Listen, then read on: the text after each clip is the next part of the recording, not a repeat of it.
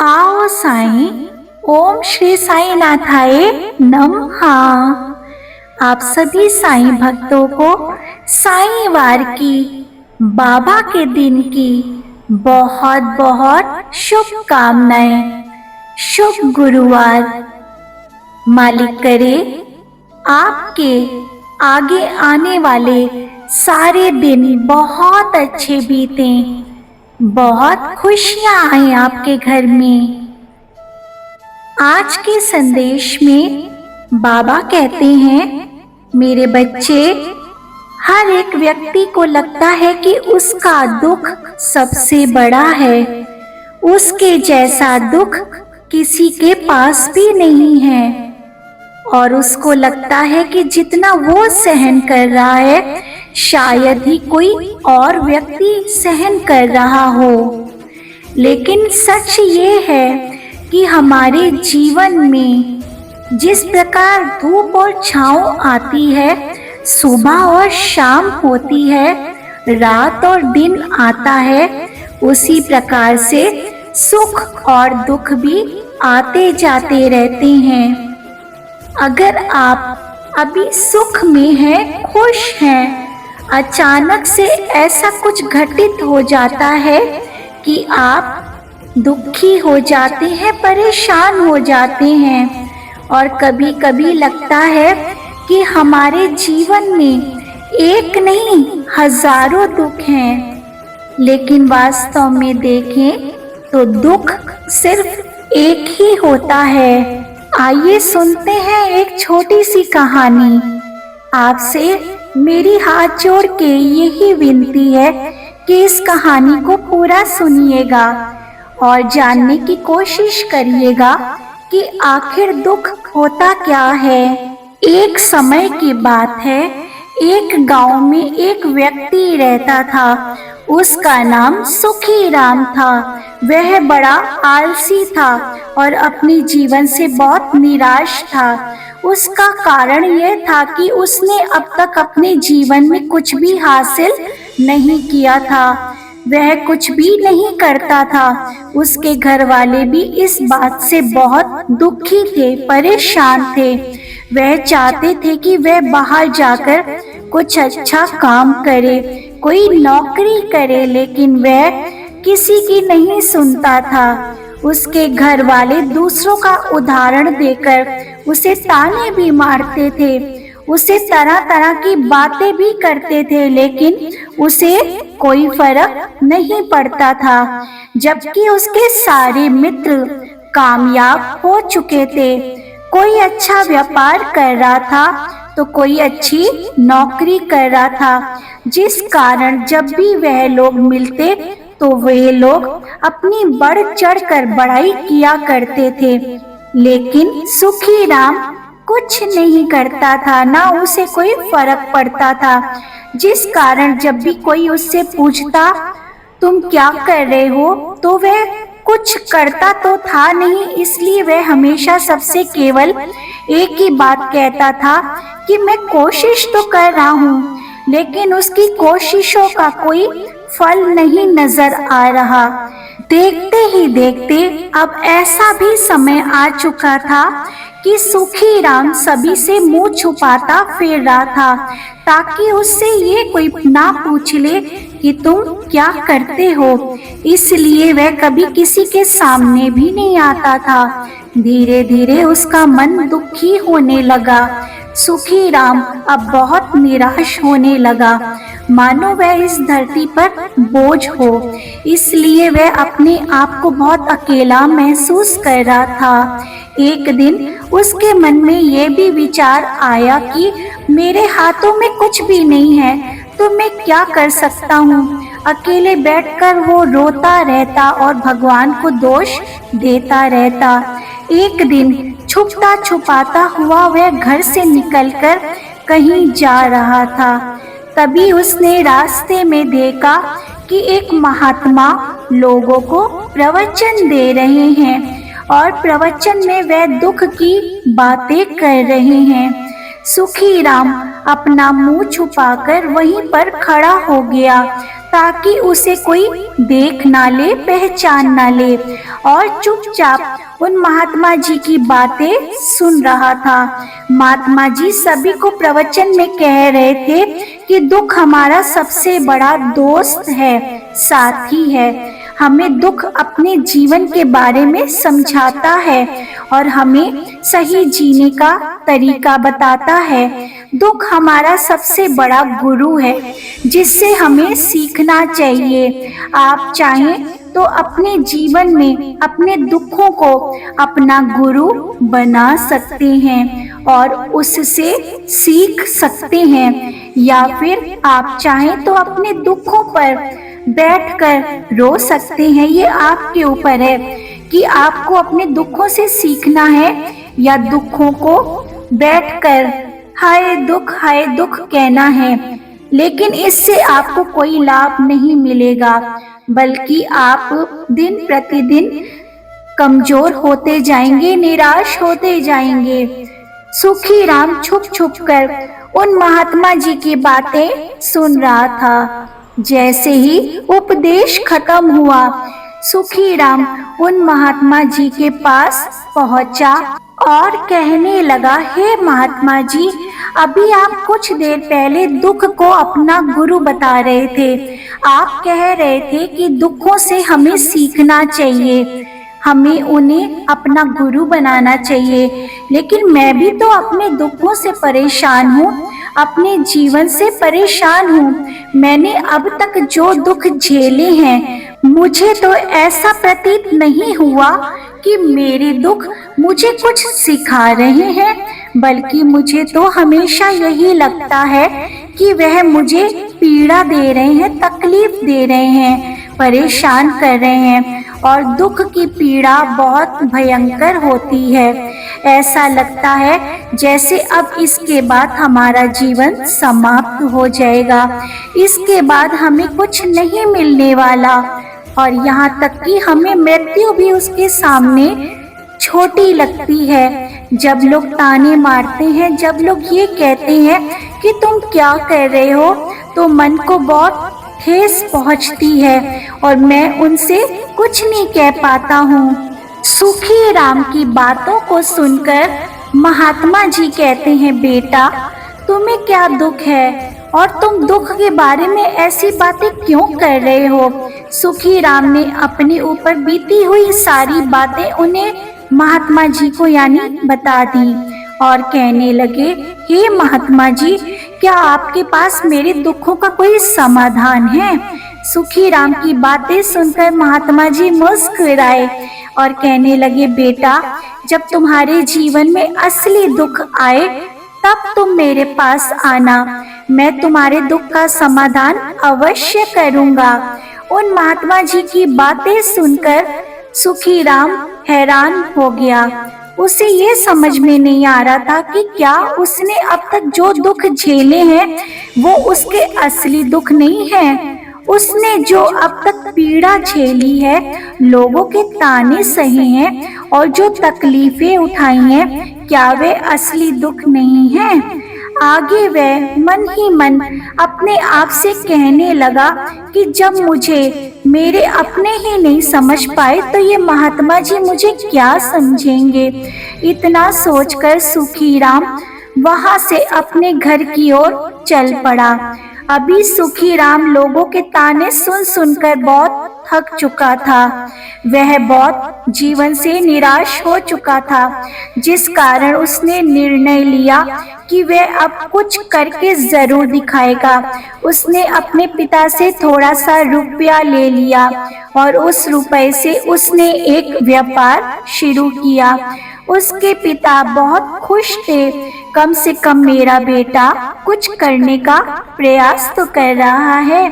लेकिन उसे व्यापार में कोई ज्यादा सफलता नहीं मिली, जिस कारण वह बहुत हताश हो रहा था। वह बहुत निराश हो चुका था।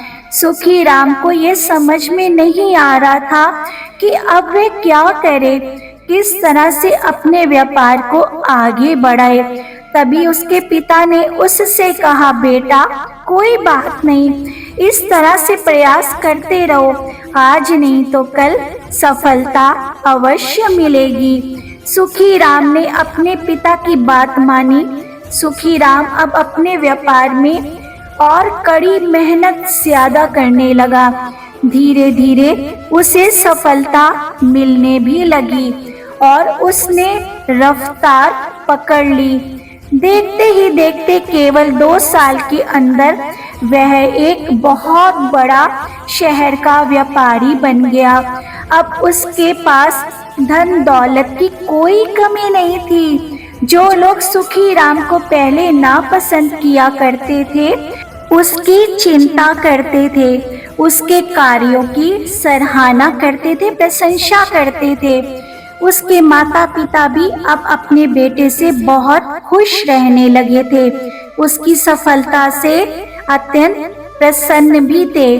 धीरे धीरे सुखी राम के मित्रों की संख्या लगातार बढ़ती जा रही थी। सुखी राम के कुछ मित्रों ने उसे ये भी सलाह दी कि उसे अपना व्यापार और तेजी से आगे बढ़ाना चाहिए, उसे अपने व्यापार को और फैलाना चाहिए। जब तुम आज केवल इस नगर के सबसे बड़े व्यापारी हो, तब तुम इतना खुश हो, तुम्हारे साथ हम सभी लोग हैं। वहीं पर तुम सोचो कि जब तुम इस राज्य के सबसे बड़े व्यापारी बन जाओगे, तब तुम्हारे यहाँ पर लोगों की तो भीड़ इकट्ठी हो जाएगी।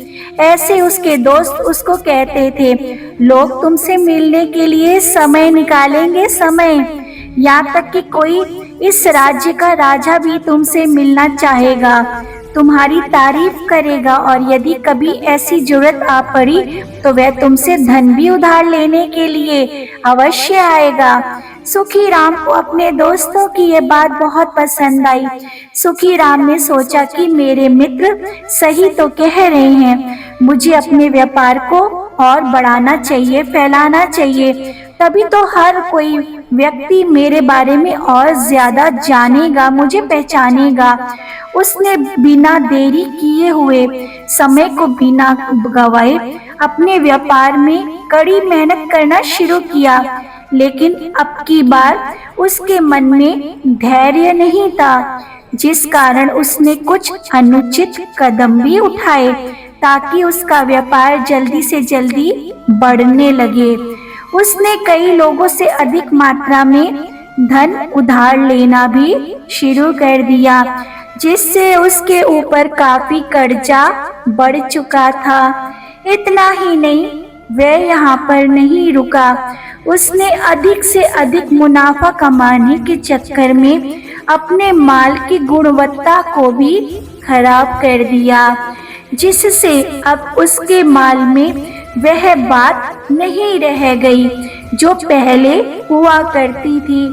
लेकिन वह अपने मित्रों की बात सुनता रहा।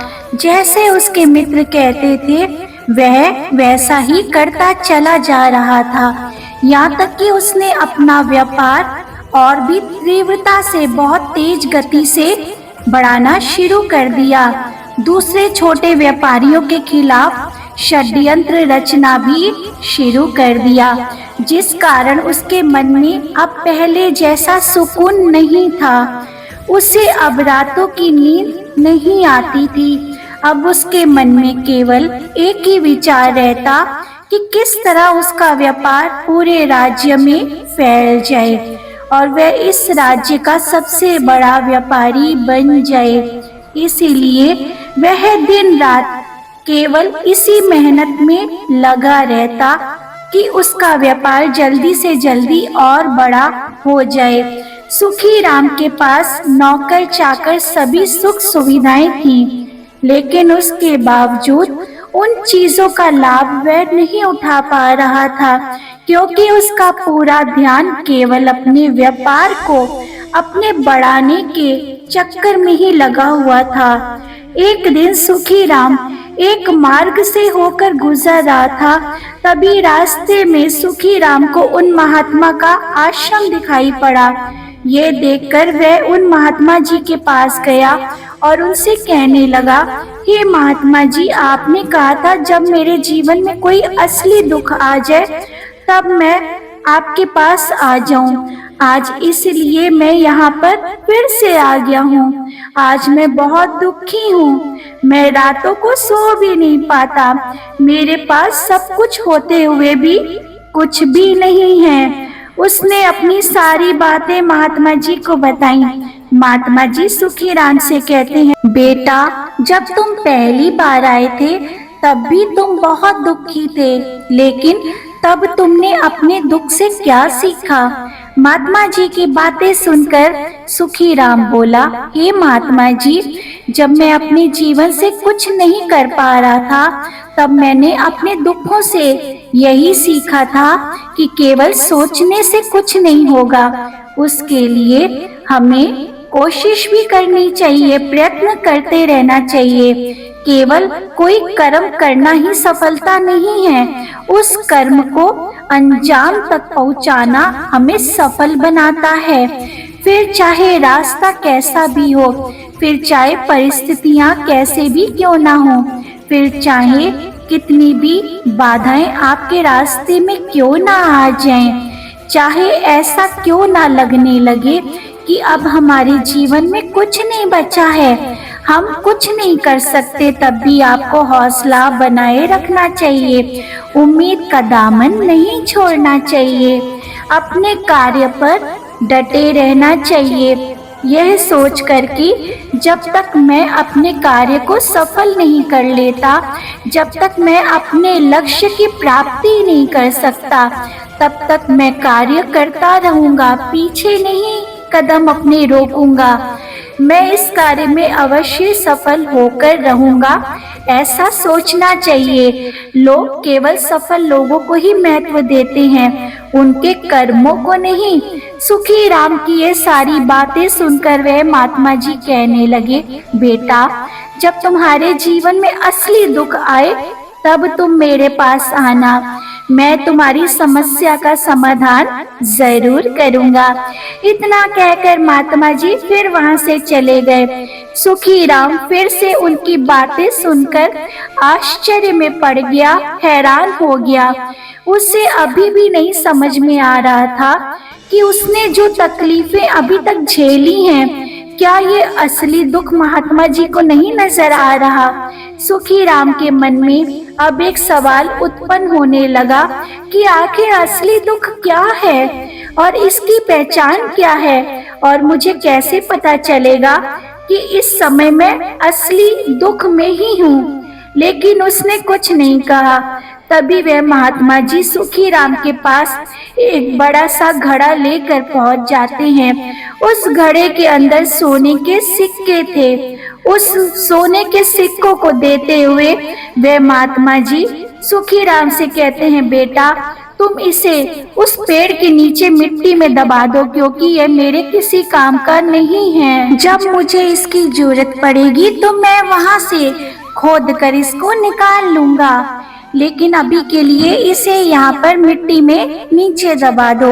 सुखीराम ने महात्मा जी की बात मान ली और वह घड़ा मिट्टी में उसने दबा दिया।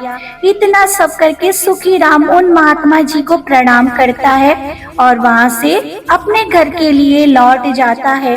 धीरे धीरे समय बीतता गया। समय के साथ साथ सुखीराम व्यापार में और ज्यादा उन्नति करने लगा, लेकिन माल की गुणवत्ता अच्छी ना होने के कारण अब उसके व्यापार में घाटा होने लगा। और धीरे धीरे ऐसे भी समय आया कि उसका व्यापार बिल्कुल चौपट हो गया। अब सुखीराम के पास कुछ नहीं बचा था। सुखीराम ने अपने दोस्तों से जो कर्जा लिया था वह भी उसको चुकाना था, लेकिन सुखीराम ये सोचकर निश्चिंत था कि उसने वह कर्जा अपने मित्रों से लिया है, जिस कारण उन्हें लौटाने में थोड़ी देरी अवश्य हो जाएगी, तो उसके मित्र कुछ नहीं कहेंगे। लेकिन सबसे पहले बुरे समय में उसके मित्रों ने ही अपना अपना कर्जा वापस मांगना शुरू कर दिया। तब सुखीराम को एहसास हुआ कि कोई भी अपना नहीं है। उसने अपने मित्रों से उस कर्ज को लौटाने के लिए थोड़ा सा समय भी मांगा, लेकिन सुखीराम के किसी भी मित्र ने उसे कर्ज को लौटाने के लिए समय नहीं दिया, बल्कि वे लोग उसे जान से मारने की धमकी भी देने लगे। अपने मित्रों के मुंह से ये सब सुनकर सुखी राम बहुत ही आश्चर्यचकित हो गया। वह जो कुछ सोच रहा था उसके साथ सब कुछ उल्टा हो रहा था। व्यापार के चलते उसके बहुत मित्र और शुभ चिंतक वेल विशर जो बने थे, सब उसके दुश्मन बनने लगे, सब उससे दूर जाने लगे, सब उससे दूरियां बढ़ाने लगे। हर कोई उससे पीछा छुड़ाना चाहता था, कोई भी उसका साथ नहीं देना चाहता था। धीरे धीरे उसकी सारी संपत्ति नीलाम हो गई। अब उसके पास कुछ नहीं बचा था। वह सड़क पर आ चुका था। एक दिन सुखी राम ने अपने पिताजी से कहा, पिताजी मेरी मदद कीजिए, मेरे ऊपर बहुत कर्जा है, मुझे उसे लौटाना है, कृपा करके मुझे थोड़ा सा धन दे दीजिए। इस पर सुखी राम के पिताजी ने कहा, बेटा मेरे पास यही एक छोटा सा घर है, अगर ये भी मैं तुम्हें दे दूंगा तो तुम्हारी माँ और मैं कहाँ रहेंगे, हम भी दर दर की ठोकरें खाते रहेंगे। ले देकर अब हमारे पास केवल यही तो संपत्ति बची हुई है, इसलिए मैं तुमसे क्षमा मांगता हूँ। सुखी राम अपने माता पिता के मुख से ये सब सुनकर वहां से चला गया और मन ही मन सोचने लगा कि मेरे पास तो अब कुछ भी नहीं बचा है, जो कुछ था वह सब लुट चुका, बर्बाद हो चुका। भला अब मैं जीकर क्या करूँगा? अब मेरे पास केवल एक ही रास्ता है जिससे मैं अपने कर्जदारों से अपना पीछा छुड़ा सकता हूँ। यह सोचता हुआ वह एक ऊंची पहाड़ी की ओर पहुंचा। सुखी राम पहाड़ी पर चढ़ने ही वाला था, तभी उसे याद आया कि उन महात्मा जी ने कहा था कि जब तुम पर असली दुख आए तभी तुम मेरे पास आना, मैं तुम्हारी समस्या का समाधान अवश्य करूंगा। ये सोचकर सुखी राम के मन में एक बार फिर से उम्मीद की लहर दौड़ पड़ी। सुखी राम दौड़ता हुआ उन महात्मा जी के पास पहुंचा।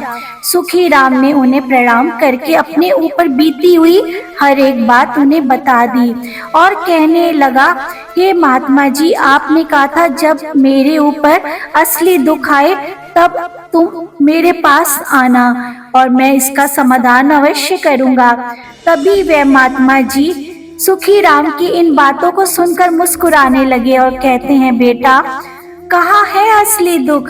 जब तुम्हारे जीवन में असली दुख आए तब तुम मेरे पास आना, मैं उसका समाधान अवश्य करूंगा। उन महात्मा जी के मुख से ये सब सुनकर सुखी राम के सब्र का बांध टूट पड़ा। उसको महात्मा जी की बातों पे गुस्सा आने लगा।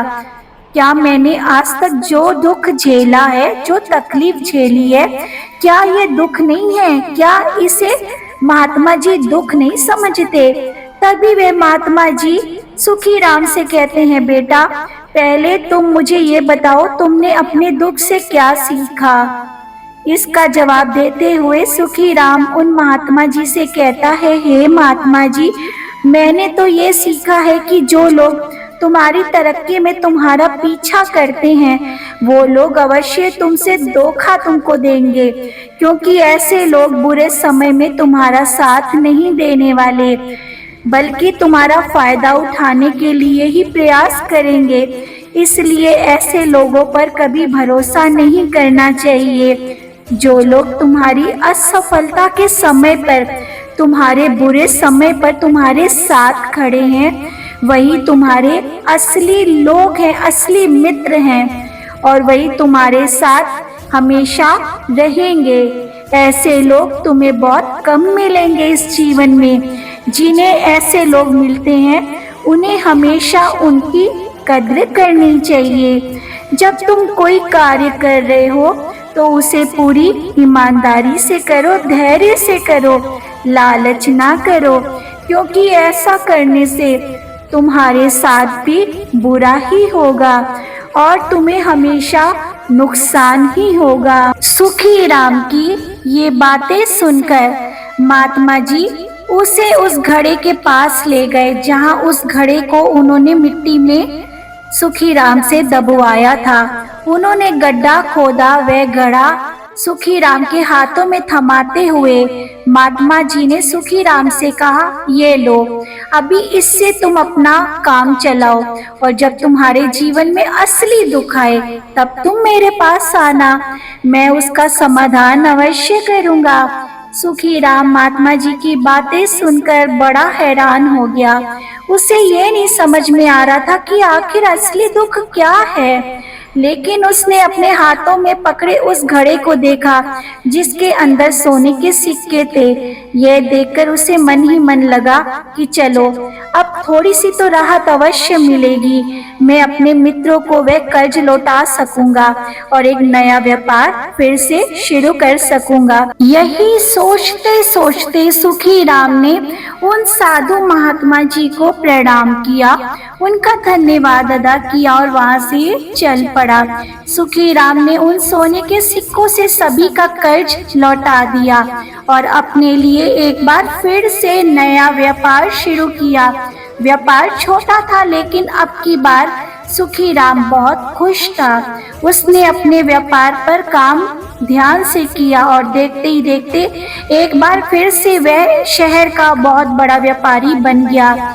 लेकिन अब की बार वह बहुत खुश था क्योंकि इस बार उसने कोई लालच नहीं किया, ना ही किसी के लिए षड्यंत्र रचा, बल्कि उसने पूरी ईमानदारी और मेहनत के साथ अपने व्यापार पर काम किया।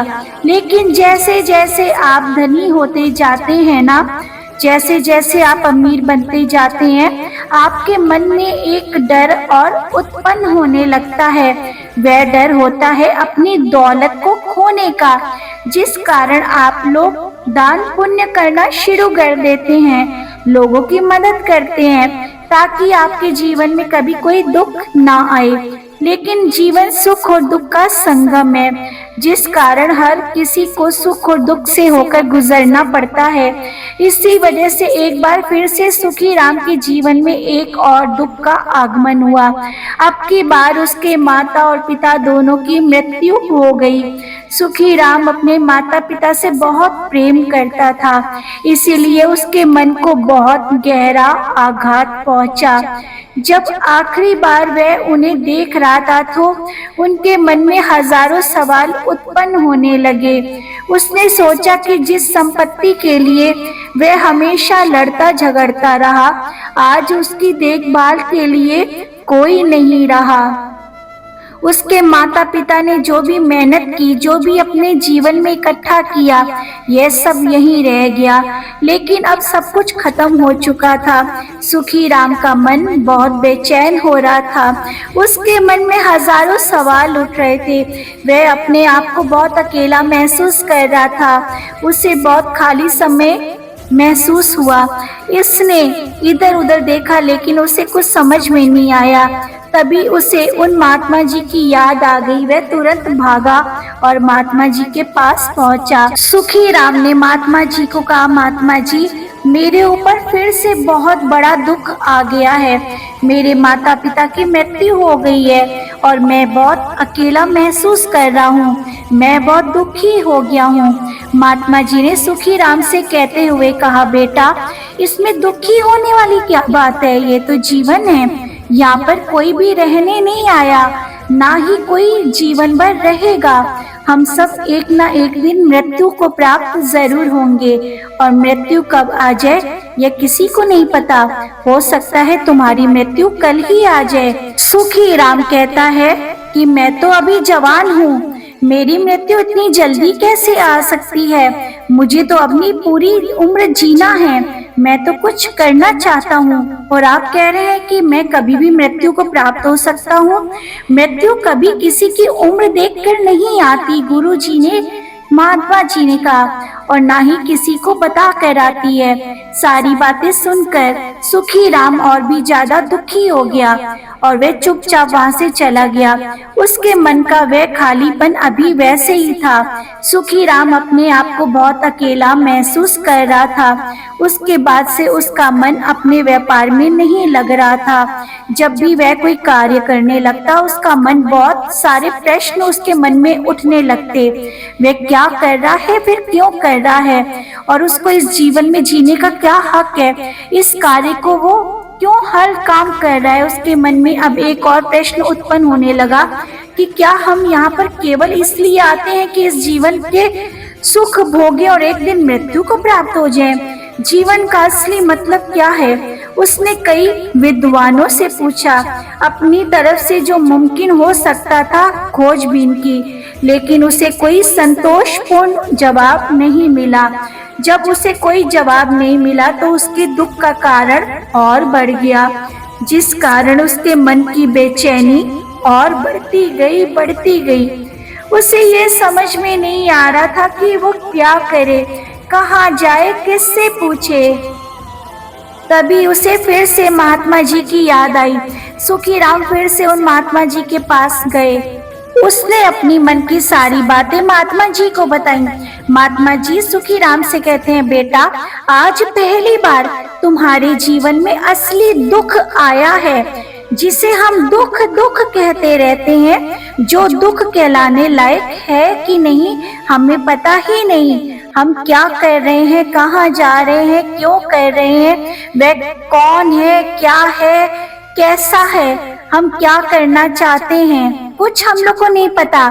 तभी सुखी राम उन महात्मा से कहते हैं, हे महात्मा जी आप मेरे इस दुख का निवारण का इलाज करिए। महात्मा जी सुखी राम से कहते हैं, हम सबके अंदर क्रोध, लालच, लोभ जैसी कई वासनाएं हमारे अंदर घर कर गई हैं, जिस कारण हम अपने जीवन को टुकड़ों में जीते हैं और हमारी चेतना कभी एक नहीं हो पाती। हम कभी एक जगह सोच नहीं पाते, समझ नहीं पाते। हमारी ऊर्जा शक्ति पूरी तरह छिन्न भिन्न हो गई है। आजकल के इस दौर में हमारे पास तो इतना भी समय नहीं कि हम एक पल निकालकर मुड़कर अपने आप को देख सकें, अपने आप को समझ सकें। वास्तविकता में हर कोई यहाँ पर अपने जीवन भर केवल सुख दुख कह कर चिल्लाता रहता है, परेशान हो जाता है। उसका समाधान निकालने का हर मुमकिन प्रयास करता है, लेकिन जिसे हम दुख समझते हैं वह तो दुख होता ही नहीं। इसका समाधान आपको कहाँ से मिलेगा? ये तो परिस्थितियां हैं जिसके कारण हम अपने आप को दुखी समझते हैं और दुखी कर लेते हैं, अपने आप को तकलीफ में समझते हैं। जैसे ही हम एक परिस्थिति से निकलते हैं हम किसी दूसरी परिस्थिति में फंस कर रह जाते हैं। जिस प्रकार हम पहली समस्या का सामना करते हैं उसी प्रकार हम दूसरी समस्या का भी सामना करते रह जाते हैं। जब हम इन परिस्थितियों से हार मान लेते हैं, जब हमें लगता है अब हमारे सामने कोई रास्ता नहीं बचा, तब हमारे सामने हमें केवल एक ही रास्ता नजर आता है, वह होता है मृत्यु का।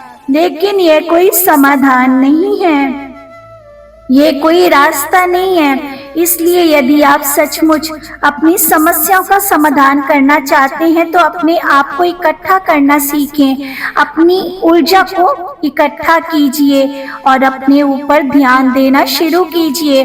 मृत्यु से पहले अपने आप को पहचानिए, अपने आप को जानिए, अपने आप को ऐसे बिखरने मत दीजिए। तब सुखी राम उन महात्मा जी से कहता है, हे गुरुदेव क्या फिर हमें इस जीवन को नहीं जीना चाहिए?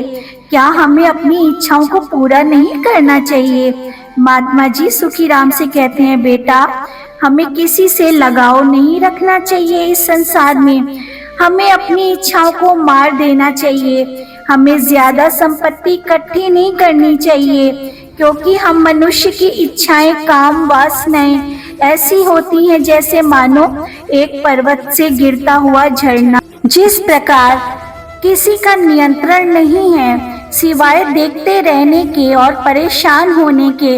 लेकिन जब तुम अपने ऊपर ध्यान देने लगते हो, जब तुम अपने आप को पहचानने लगते हो, समझ जाते हो, तब तुम इस पर नियंत्रण पा सकते हो। तब इच्छाएं भी तुम्हारे बस में होंगी और यदि तुम चाहो तो उन इच्छाओं को अवश्य पूर्ति उनकी कर सकते हो। महात्मा जी की ये सब बातें सुनकर सुखी राम ने महात्मा जी से कहा, हे गुरुदेव, आपका बहुत बहुत धन्यवाद। आपने मेरी सबसे बड़ी आज समस्या का समाधान कर दिया। मैं आज से अपने आप को एकाग्रचित्त करूंगा। गुरुदेव, मानव शरीर में बहुत ऊर्जा है, बहुत शक्ति है, पर वे बेकार के कामों में लग जाती है, जिस कारण हमारा जीवन भी बेकार की चीजों में लगा रहता है। लेकिन हम कभी भी इस पर अपनी ऊपर ध्यान नहीं दे पाते, हम कभी भी अपनी ऊर्जा को केंद्रित नहीं कर पाते। हमारा जीवन भी कुछ ऐसा है, हम लोग दुनिया के बारे में सोचते हैं, अपने ऊपर ध्यान नहीं देते। हम अपने जीवन में हमेशा ऊपर वालों से सवाल करते हैं कि हमारे जीवन में इतना दुख क्यों है। ईश्वर चाहता है कि हम अपने जीवन के अंतिम दुख तक पहुंच सकें, उस गहराई तक पहुंच सकें जहां पर हमें पता चल सके कि हमने अभी तक अपने आप को जाना ही नहीं, अपने आप को पहचाना ही नहीं। मानव शरीर के अंदर जो भी ऊर्जा है, जो भी शक्ति है, उसके बारे में हम अभी नहीं जानते। हम अपने आप को चाहे जितना भी एकत्रित कर लें, अपने आप पर नियंत्रण पा सकते हैं क्या? लेकिन हम अपनी इस ऊर्जा को व्यर्थ की चीजों में लगाते रहते हैं, फालतू के सोच विचार करते रहते हैं और दुख को अपने गले बांध लेते हैं, जिस कारण हम अपने आप को कभी नहीं पहचान पाते और ना ही कभी अपने आप पर नियंत्रण पा सकते हैं। लेकिन यदि आप अपने आप को जानना चाहते हैं, अपने आप को पहचानना चाहते हैं, तो पहले आपको खुद पर एकत्रित करना होगा। खुद को इकट्ठा करिए, एकत्रित करिए, अर्थात ध्यान लगाना होगा अपने ऊपर। ध्यान से ही आप अपनी उन समस्याओं का समाधान निकाल सकते हैं। तभी आप अपने आप को पहचान सकते हैं, जान सकते हैं, अपने जीवन के हर दुखों का समाधान कर सकते हैं। आशा करते हैं कि अब आपको समझ में आ गया होगा कि असली दुख क्या होता है। हम लोग छोटी छोटी बातों को लेके घबरा जाते हैं, परेशान होने लगते हैं। जो भी समस्या है, जो भी परिस्थितियां हैं, उसका सामना करिए। कहानी अगर अच्छी लगी हो तो ओम साईं राम जरूर लिखिएगा। ओम श्री साईं, जय श्री साईं।